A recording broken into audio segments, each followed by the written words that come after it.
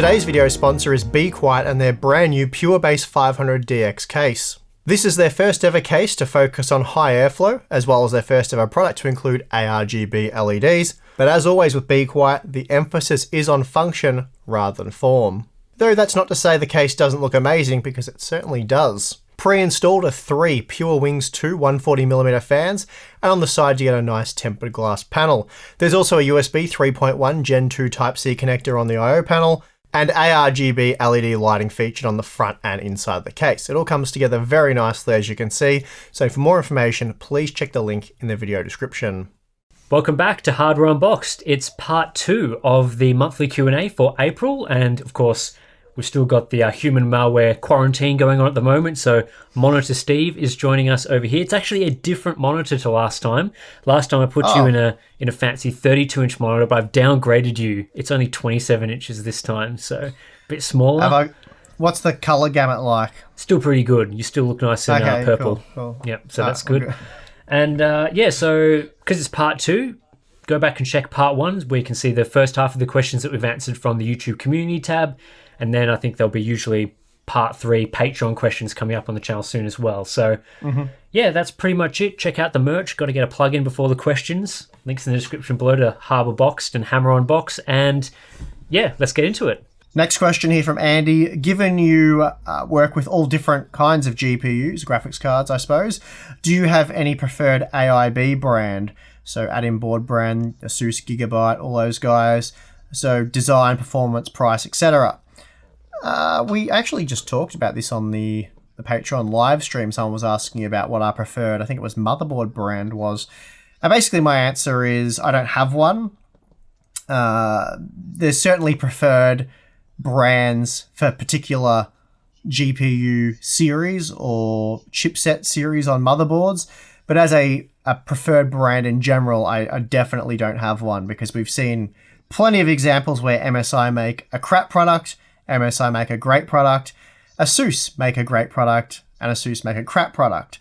They all tend to do it for some reason. Generally, you can make some, let's say, generalizations. Sapphire tend to make very good AMD Radeon graphics cards. I can't recall them making a bad product in recent time. Power Color have been good recently as well. Yeah, I mean, you can generalize like that, but it's always worth checking out the reviews for any particular product and not just going, oh, I've got an MSI graphics card and it's fantastic, so I'll buy an MSI motherboard. And be willing to accept that when you know, perhaps you are an MSI fan, you've got a few different components of theirs and they've all been good. When you read a review that says this particular MSI product's not good, I wouldn't just dismiss that. I'd probably look for a second source and maybe a third source to see if that's confirmed. But yeah, we found when testing these motherboard VRAMs that there's some that are just pretty much a fail, really, and you shouldn't buy those. And then there's some that are great value. And again, MSI, B450 Tomahawk, great board. X570 Gaming Edge, Gaming Plus, all those boards, not very good at all, really. And their Tomahawk just went and proved that. Okay, next one here. What do you think about AMD releasing the B550 motherboards so late and literally a few months before the release of Zen 3 chips? I don't think it really matters. It's kind of a bit weird that they've taken so long to release the B550 stuff, I guess, which is sort of what this question's about. But the chipsets rather don't really need to be paired with the CPUs, because it's a open platform, basically, AM4. And if B550 wasn't to include PCIe 4.0, which it may not have if it was released way back when Zen 3 first came out, there'd be no reason to get it over B450, which is kind of the situation we saw with 350 versus 450. So, yeah, I think it was probably a good thing they didn't release it back then, because motherboard manufacturers already had so much on their plate with updating BIOSes for past boards while optimizing X570, while working out all the bugs and things, and, you know, all the AGESA updates that came. So, yeah, I don't think it's that weird. I think it's probably worked out to be a good thing, really. And when we get Zen 3, it doesn't mean we need to have a B650 chipset. Like, I don't think we'll get one, because I don't think there's anything that we'll have to offer. So what do you reckon, Tim? I think... I think if anything, you know, you talk about when Zen 3 comes, if anything, they'll just ship those B550 boards with out-of-the-box support, like we see with You know, when the 3000 series came, they put a little sticker on the box for those boards when they came out. I mean, that's pretty much what they're going to do. There's, as you say, there's no real need to update it exactly when each of those products come out. It just makes sense to wait until it's appropriate. This was probably going to be their leading product at Computex, I would have thought, given that's not really going ahead. It's kind of a slightly different story. We said that back in November last year, I think, that expect B550 at Computex 2020. And yeah, that would have definitely been the case had there been a Computex 2020, or at least when it was meant to be.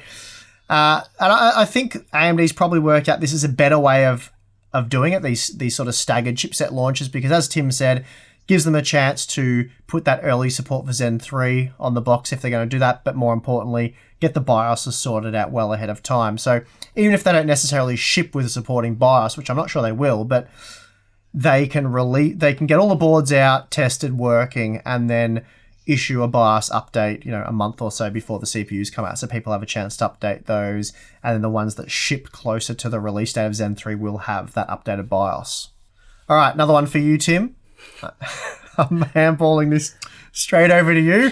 What is your expectation regarding ray tracing performance of next-gen GPUs and consoles? Interesting question. I think we've been talking about this in our sort of Skype chat from time to time about ray tracing. I mean, it's hard to say on the console side. Sounds like it's going to be pretty powerful there. I think you could probably go and read some information about how powerful the consoles, at least the Xbox, is going to be for ray tracing right now. I think we'll see. I mean, this is pure speculation. I'm not basing this on any inside knowledge or anything. This is just a guess on my front. So full disclaimer there. Don't go saying that I know anything or anything like that. So my guess is that the next generation will be significantly more powerful in terms of ray tracing capabilities. I think what we've seen with this generation, you look at Nvidia's Turing products, even like a 2080 Ti with like one effect running, there's multiple different ray tracing effects, whether you use shadows, ambient occlusion, reflections or whatever. Each of those things takes up performance. So when you're running one effect on that GPU, which is a pretty fast GPU for regular gaming, performance just falls off a cliff. Like, it's significant reductions. They need DLSS, they need all that sort of thing to improve performance. It would strike me as a surprise if that was the sort of thing they were implementing into consoles, because we're talking about a console that needs to offer ray tracing for like the next 5 to 7 years. So if they start off the back with really weak ray tracing capabilities, it's not going to work too well. So I think if they're talking about RDNA 2 architecture, it's got ray tracing, all that sort of thing, I'd expect it to run ray tracing a decent amount faster than what we've got. Maybe 2-3 times faster is sort of what I'd be hoping for, because that would start making it a technology that's really worth using. It'd be like turning it on, you get a small performance hit, you can run multiple effects at the same time. It becomes useful at your 1440p 4K resolutions without needing to resort to DLSS and those sorts of features. And I think that's pretty much what's required to happen. I mean, you would agree, right? The ray tracing right now, the performance really isn't there. Oh yeah, 100%. So yeah, I think we'll see a big upgrade, and yeah, it's only going to make the ecosystem better for everyone, especially once both vendors have support. I mean, competition's always good, as we've been talking about. All right, Steve, I'm not letting you handball this one back to me. Here's one for you. What do you think about the naming scheme of Intel, AMD, and Nvidia products on the current and possible future generation? Yeah, I mean, we've talked about this before. I'm fairly certain in Q&As, and the naming schemes have gotten a bit out of hand. Makes it a little bit too confusing for customers trying to work out what's what. We've sort of had a go at AMD in the past for sort of having a go at Intel, stirring them up a bit by stealing chipset names and things, so Intel has to either leapfrog them or change. So a bit annoying there, but I kind of get why they're doing it. They're sort of trying to tap into that Intel sort of mind share, I suppose. Nvidia products, I don't know what Nvidia's doing with their naming, with we thought the RTX stuff was a bit weird initially, but now it's whatever. But then the super stuff, instead of being TI, but they sort of painted themselves in a corner there, I suppose, because they couldn't have another 2080 Ti that wasn't a 2080 Ti. The Intel naming, that's probably the most horrendous thing out of all of this. We sort of got our first taste of that with Cascade Lake X, with things like your 10980XE. Some people think it's not an issue, but I think most people think it's a pretty crap product name. AMD's Ryzen stuff's okay. The Radeon stuff's okay. I mean, there's always been a lot of X's in Radeon names. I think we've probably got the least amount at the moment. But yeah, I think really when it comes to names and all that, Tim probably has the worst job out of anyone. So yeah, I think monitors number one spot in terms of the terribleness, and then a lot of laptop stuff. I mean, Intel. If you think Intel stuff is bad on the desktop side, like Ice Lake 1065 G7 and 1060 G1. I mean, what are they thinking there? Come on, it's not up to scratch. Those names need a big overhaul. And then Nvidia. Remember, I just reviewed the Nvidia RTX 2070 Super Max Q, or 2070 Super with Max Q design is the official name. How? Shocker. How is that the name? Shocker. I don't get it. It's terrible. Yeah. So yeah, all that stuff's annoying, but yeah, I think at least for some of the key product lines on desktop, it's reasonably easy, especially if you learn stuff like, so Super is the equivalent of TI previously, and then TI is better than Super, judging on the 2080 line, all that sort of thing. Yeah, it's easy, just unnecessary, I think. Yeah, it is. They need to, I think you have is it the 3-word rule that you live by? 3-word is the absolute max, yeah. And I mean, that NVIDIA mobile part you just spoke of is, I think you've proven your point that you've just gone too ridiculous with market segmentation when you have, like, it's an actual sentence to say the product name. Yep. It's like, just stop. It's time to stop. Cut it out. Like, it's just ridiculous. Yeah. All right, so this next question is something that, we covered a little bit in our latest Patreon live stream. So, yeah, if you want to get a bit more information on it, then it's definitely worth checking out our Patreon page and getting access to the live stream replay. So, do you think the release of cheap Ryzen 3 quad cores that can perform will finally drive down the price of used Intel processors? Right now, good luck trying to find a used 4790K or better for under $200. Okay, yeah, we did have a good conversation about this, but I'm just gonna skip everything. Basically, the short answer is no, because the AMD being really competitive at any price point with any type of processor really doesn't impact the price of those Intel CPUs. The reason why we sort of covered in depth on the live stream, but I'm not going to try and rehash all of that.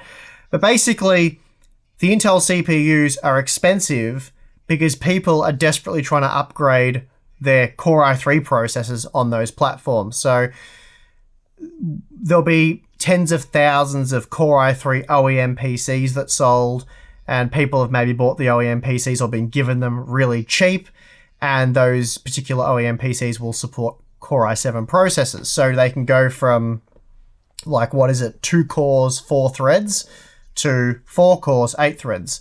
And that will be, a substantial upgrade and allow you to play modern games. So people will go and buy, as the example here, a 4790K for $200, let's say. I think when we were doing the live stream, we said something like the 8700Ks were $350 typically US, which is insane. But people just want a quick drop-in upgrade, and they're willing to pay absolutely absurd prices, evidently, for that kind of ease of upgrade, and they think it's a smart way of going about it.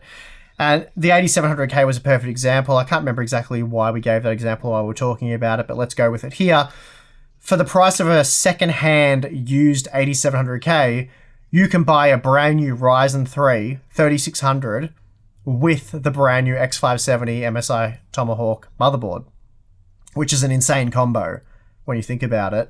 And you'd be much better off doing that than buying an 8700K. So basically, the Ryzen 3 quad cores won't impact those used Intel processors because there's a limited amount of them, and people want them because it's a cheap. Well, no, sorry, it's an easy upgrade for those older OEM systems, and that's that really. You can't put a Ryzen quad core in an old Intel OEM system, so they're not going to impact the pricing at all. But really what those people should be doing, or even if you've built your own Haswell-based system and you've got a Core i5 in there, or even if it's an 8th gen, like I think we gave the example of the Core i5 8400 on the live stream, and that was basically, I was saying why it's so hard for me over the now and over the last year or two to recommend Intel in the mid-range, because The Core i5-8400 was a great processor. It was a great value CPU when it was released. About $180, 6 cores. But the problem is, once you want to upgrade that CPU, what are your choices? You can get a 6-core, 12-thread CPU for, as we said, secondhand, $350, or the 8700K, I think, what were we saying? It was over $400, somewhere on Newegg and Amazon, around $450, which is just absurd. So you were not going to do that. You're not going to spend $350 US on a used CPU or over $400 on the new version when for less money you can buy a Ryzen 5 3600 and a Tomahawk motherboard.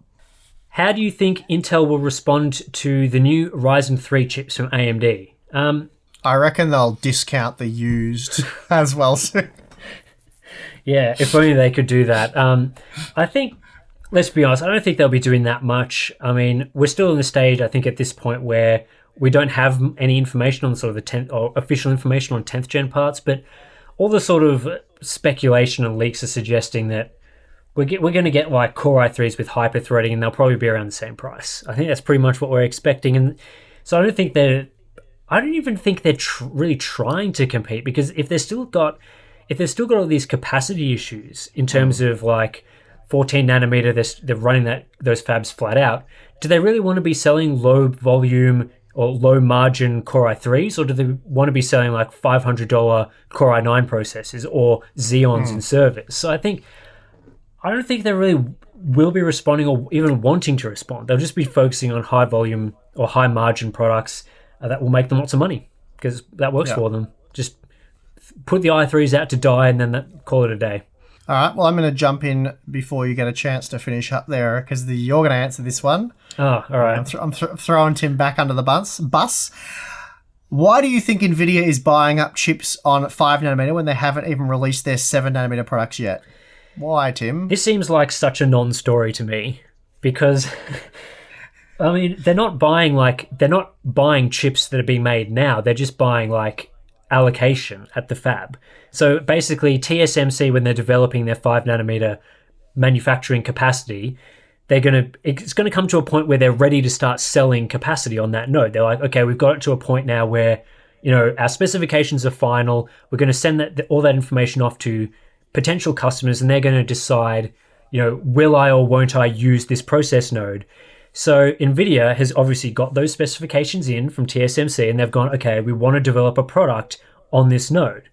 So that's just standard stuff. I would expect that all, major companies who are developing on the latest generation nodes are all doing very similar things. They're buying up chips, which is just capacity on that node. I assume AMD would have bought a lot of 5 nanometer chips to ready themselves for the next generation of Zen architecture, because all this stuff is capacity limited. So there's only so many chips that they can sell. They operate at like 100% capacity.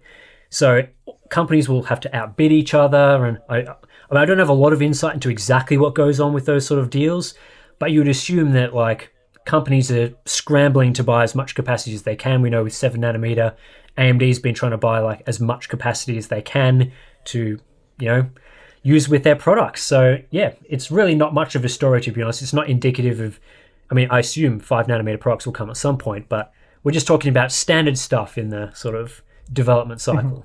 All right. I might as well just sit back and let Tim handle this next set of questions. So get on with it, Tim. Yeah, they are some monitor related questions. So let's get into it. How much does the color accuracy of a monitor degrade over time? Can you make a separate video where you test this? It'd be hard to test. I need to do it over like a year or something like that to get good data, and that's a lot of effort to put in over a year. I want to just time lapse Tim sitting there with his spider on the screen, just sitting there for 1 year. Yeah, that'd be pretty crazy. I think generally I would recommend, if you are like a content creating professional and you have a professional monitor, that like the pros in video production for movies and stuff would calibrate it every time before they do anything on it. Like they would just do that pass anytime. But I think for most people, I tend to see color accuracy degrade maybe after like a month. Like it might be significantly different from when the last time I calibrated it. It also depends on how much you've been using the monitor since you turned it on. So like generally speaking, monitors will be more accurate after about an hour of usage. So yeah, I think most people should be calibrating their monitor every month or so if they're serious about it. well, just to butt in for a second, if I might. My wife is a graphic designer, and she's worked for many different magazines over the years. And all the magazines she's worked for, they had someone come and calibrate their monitors every 2 weeks. Yeah. So pretty much in line with what you're saying there. So professionals, had theirs custom calibrated every 2 weeks to make sure they remained accurate. Yeah, I think that's fairly standard. I tend to do my own monitors every couple of weeks. I think actually I should do my main one soon. How much does backlight strobing affect picture quality? Luckily, we've already covered that in a previous question.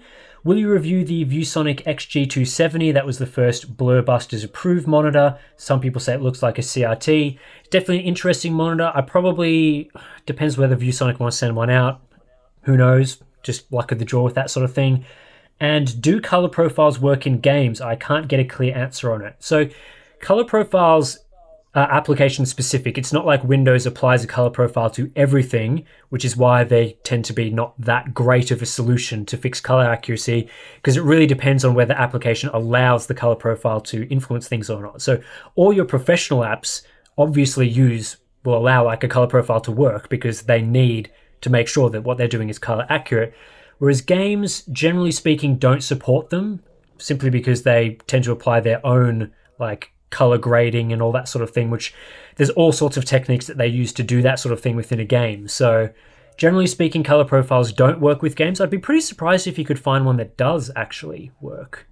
So yeah, that's just how it is, unfortunately, which is why buying a color accurate monitor out of the box can be quite an advantage.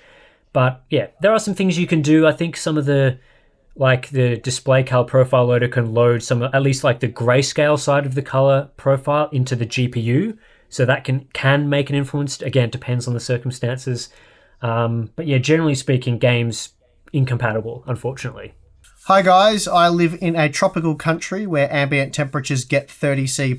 Is it a good idea to use an aftermarket CPU cooler even when not overclocking? Depends on your CPU, depends on what you're doing with the computer, all that sort of stuff. Generally, an aftermarket cooler is a good idea anyway, because for like $20 you can get a substantially better cooler. So yeah, generally worth doing, even if you're not overclocking. And 30 degree plus is obviously a pretty toasty ambient temperature. At 30 degrees plus, I'm in my underwear. I don't know about you, Tim. Oh, similar over here. 30C, that's aircon full blast type territory. Yeah. I think companies do validate their chips to work at these sort of ambient temperatures. All that sort of rubbish TDP discussion, they're always using like 30, 40 degrees Celsius ambient temperatures when they do those calculations. So it's not like your chip's not going to work if you use the included box cooler. It's just it might run a little bit toasty. You might not get the full benefits of like your precision boost or thermal velocity boost on the Intel side, which is a bit more aggressive than AMD's technology. So yeah, it's probably worth doing, I'd say. Basically, for what amounts to a $20 investment, you ensure maximum performance, and possibly more importantly, depending on your preferences and whatnot, it'll be a lot quieter. Yep. So your box coolers will be making quite a bit of noise in an ambient environment like that. All right, Steve, you've recently been doing a bit of look into this in some games. Is 4 gigabytes of VRAM enough for 1080p gaming in 2020/2021? Yeah, look, I'd say for most AAA titles, it's now the bare minimum. Of course, in most games, you can reduce things like texture quality, some game shadows and whatnot that will sort of lower how much VRAM you use. So, yeah, but I mean, it's certainly good enough. I don't think there's any games where it's not enough. You can, as I said, just turn down certain settings to reduce the demand on VRAM. But yeah, moving forward, you're probably going to... I mean, if you have the option of, say, an 8 gigabyte card for only $10, $20 more, that may be or probably is the way to go. Just means you don't have to worry about tweaking settings. Yeah, what do you reckon, Tim? You do a lot of optimization guides and things like that. Yeah, I agree with most of the stuff that you said. I think it is important to have at least enough VRAM to run at reasonable quality texture settings, because turning down textures can make a fairly significant... Yeah. I mean, it depends on the game, but a lot of games, it's like, if you're not running on ultra settings, you're getting like potato quality textures.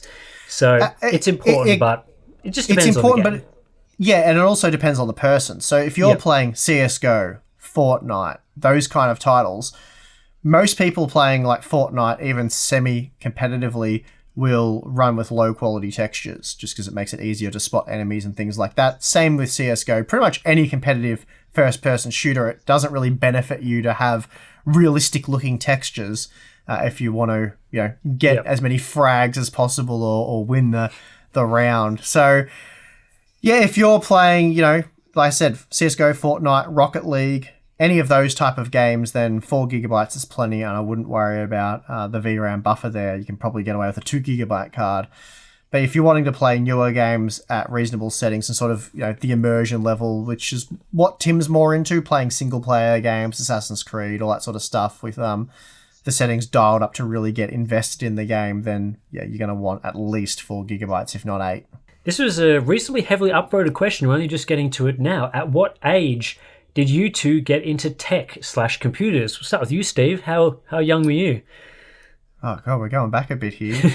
I was interested in computers, or probably playing around with them would have been about 12, 13 for me, but so right when computers were invented?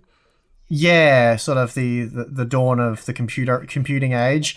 But you make that joke, but there was I think it was 486s were a big deal about that time. But when I seriously got into computers and sort of moved away from console gaming was when I built my first computer. It would have been 1999 maybe, somewhere around there. I actually, let me just quickly, since I've got my computer in front of me. You're going to do all the searching and figure it out? Yeah, I was around, I think I built my first computer as a teenager, maybe when I was 13 or 14, and that's kind of when it sort of started getting really into PC hardware. I was always interested in computers and stuff. As a kid, we had a lot of computers in our house through my parents' work and that sort of thing, so I was always messing around, but yeah, when I sort of started getting into it was when building it and doing all the research, reading reviews at the times and that sort of thing, because YouTube wasn't much of a... YouTube was around, but not really for this sort of thing. So, yeah, it was good times back then. Got my Core 2 Duo in there. Oh, gold. Well, yeah, I was about 16 when I built my first computer, and it was the Celeron 300A, so that hadn't been out for that long. Yeah, and I think we've talked about our first computers on the Q&A before, so I won't bother going into all the specs, but yeah, got into it back then. Of course, I am 30, well, coming up to me 37 now, so long time ago.